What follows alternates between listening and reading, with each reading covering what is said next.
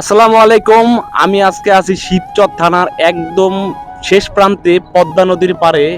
এটা সেই খরস্রোতা পদ্মা নদী, যে পদ্মা নদীতে বিলীন হয়েছে আশেপাশে 2-4 গ্রামের অনেক ঘরবাড়ি এবং অনেক স্থাপনা। দীর্ঘ 4 বছর পর আমি এই স্থানটাতে আসলাম দেখার জন্য। এখন দেখি আমার অনেকটাই অপরিচিত লাগছে, কারণ এই সামনে যে জায়গাটা দেখতেছেন, এই খালি জায়গাটার ভিতরে অনেক ঘরবাড়ি এবং নানান রকমের স্থাপনা ছিল, যা নদী গর্ভে বিলীন হয়ে গেছে আজ।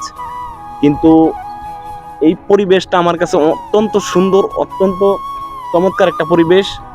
ঠান্ডা নদীর হাওয়া এবং চারিদিকটা আসলে অনেক সবুজে সমারোহ। এবং এখনো কিন্তু অনেক জায়গায় দেখা যাচ্ছে চর জেগে গেছে। এই পাশটাতে কিছুটা দেখা যেতেছে চর জেগে গেছে। ঠিক আছে, এখন এখানে অনেকেই মাছ ধরার জন্য প্রস্তুতি নিচ্ছে, কারণ আর বেশি দিন নাই। অল্প কিছুদিনের মধ্যে এই পদ্মা নদীতে ইলিশ মাছ ধরার একটা হিড়িক পড়ে যায়, যেটা প্রতি বছরের একবার হয় আর কি। তো সবাই জায়গাটা কমেন্ট করবেন। আর যদি কেউ আসেন, অবশ্যই আপনারা পাঁচচর স্ট্যান্ড থেকে বরাবর মাতবরচর আসবেন। মাতবরচরের থেকে মালেককান্দি মোড়ের থেকে অল্প একটু সামনে গেলেই কিন্তু এই পদ্মার চরটা দেখতে পাবেন।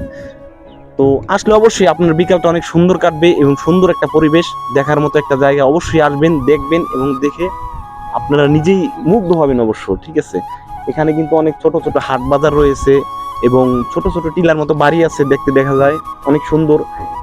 অনেক সুন্দর সুন্দর স্থাপনা আছে। অবশ্যই আসবেন একদিন সময় করে। সবাই ভালো থাকবেন। আল্লাহ হাফেজ।